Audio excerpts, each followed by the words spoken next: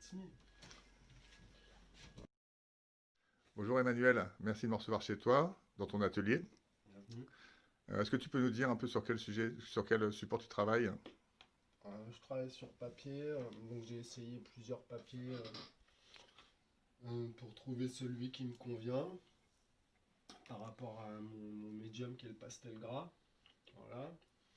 Et, ensuite, c'est des dessins, je les trie suivant ce que j'ai fait dans les carnets.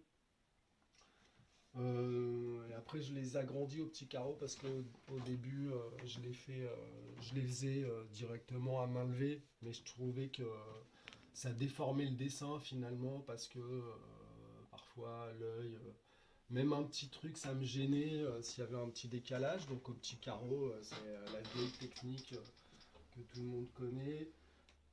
Et comme ça, j'ai le dessin exact. Et après, bah, je pars là comme je fais, où je pose les couleurs et puis ensuite je les superpose là et ça part sur autre chose. En fait, après, ce qui se passe, c'est que je les,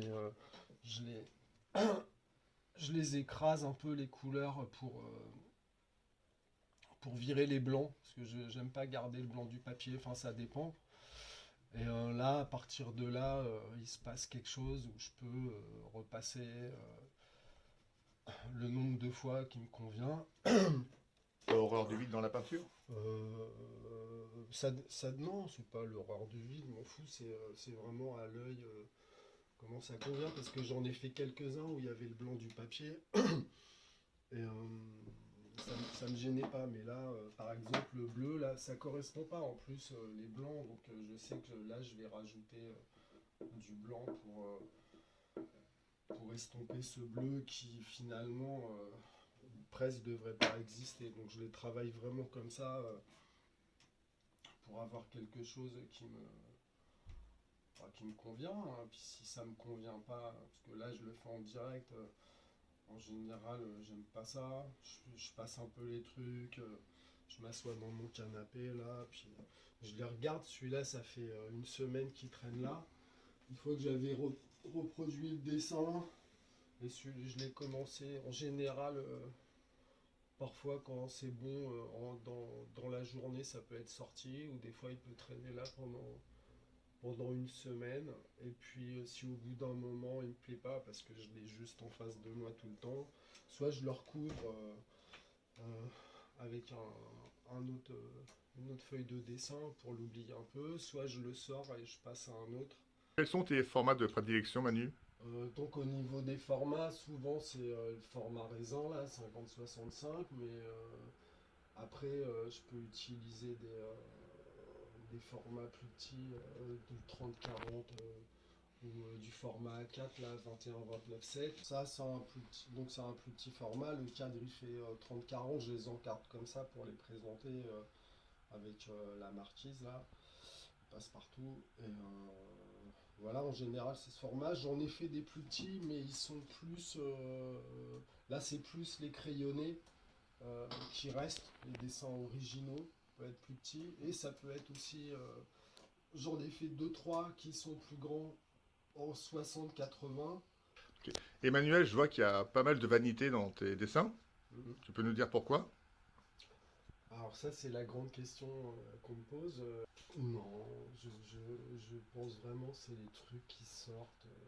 Voilà, c'est vraiment tellement spontané ces dessins. C'est vrai que là j'ai fait des séries sur des têtes de mort,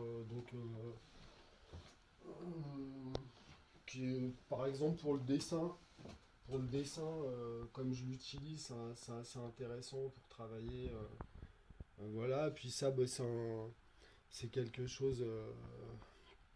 Là, cette fléchette, c'était un truc, une sculpture que j'avais fait pour le, le voyage à Nantes. Ça faisait partie d'une grosse sculpture. J'ai travaillé un bout de temps là avec deux potes, un atelier.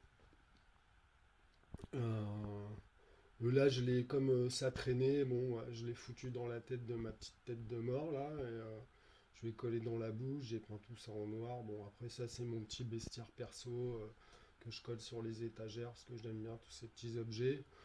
Tu es aussi sculpteur. Ouais. Bah donc en fait moi le plus gros de mon travail avec lequel je gagne ma vie et je me subventionne, c'est la sculpture. Donc je travaille euh, comme artisan, c'est-à-dire que je réalise des sculptures pour des artistes contemporains suivant les projets. Donc beaucoup là pour le voyage à Nantes j'ai travaillé où j'ai réalisé des grandes sculptures en équipe avec une autre sculpteuse et puis voilà, c'est des trucs qui se font à plusieurs parce que là il y a des sculptures très grandes. Et puis sinon, bah, je travaille pour des ateliers sur Paris, à l'Opéra aussi, à l'atelier de sculpture. Ouais, j'ai vu, tu m'avais montré tes arbres que tu avais réalisés Voilà, pour il y a l'opéra. plein de trucs, c'est suivant. Donc là, c'est des commandes, et puis ça me permet aussi de sortir de mon atelier, là, tout le temps tout seul. C'est d'être aussi avec d'autres gens, ce sont d'autres artistes. Mais la pratique de la sculpture, c'est vraiment le truc, c'est mon sport du mois, quoi. Parce que, voilà, alors depuis un an, là, comme j'ai le bras handicapé, bah, c'est un peu plus compliqué. Mais donc ces dessins aussi, ça va amener des projets de sculpture. Voilà, on les voit à plat, mais moi je peux les voir en volume. Donc là, il y a un atelier avec lequel je travaille, qui veut bien me prêter l'espace et me permettre de produire trois sculptures parce qu'une galerie m'en a demandé. Donc d'abord, je vais faire des petits projets en plastiline pour, pareil, agrandir les sculptures. Et puis je verrai, une fois que le volume est en blanc, moi j'aime pas les sculptures peintes, je trouve que ça dégueulasse tout, mais là, ça se prête à la couleur. Donc je réfléchis à comment je vais produire ça. De toute façon, c'est pareil. Ça sera en le faisant que je découvrirai ce que je veux en faire. Et puis voilà, au niveau de la sculpture. Tu me parlais que les sculptures, ça te permettait de sortir de chez toi. Justement, en ce moment, on est confiné. Ça se termine bientôt. Comment vis-tu le confinement? Ben, comment je vis le confinement, je pense comme. J'essaye de même pas y penser. Voilà, comme en ce moment je suis en hôpital 2 jours, ça se présente comme ça. Mes journées, le matin, je fais ma petite popote, hop, je me mets à dessiner, je fais mes dossiers, je crayonne.